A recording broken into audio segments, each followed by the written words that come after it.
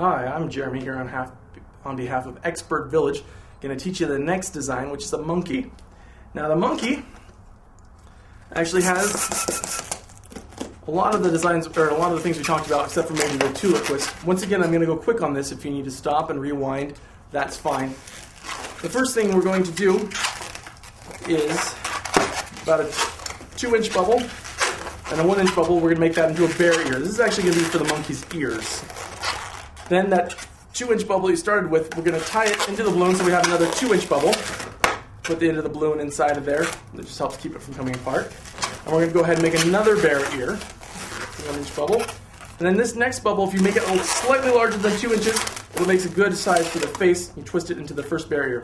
Now, we want the neck to come out of the center here. So what we're going to do is we're going to go ahead and pinch the balloon so there's no air in it. And we're going to pull it down.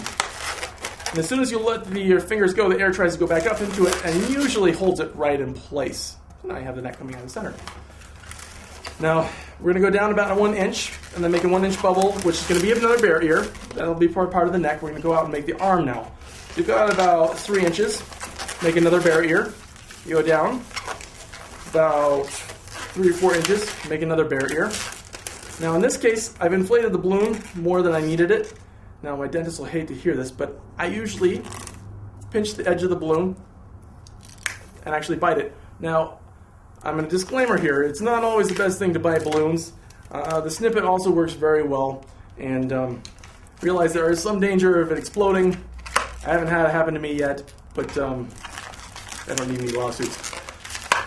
And we have one arm in the head, so we're going to go ahead and make the other arm in the tail.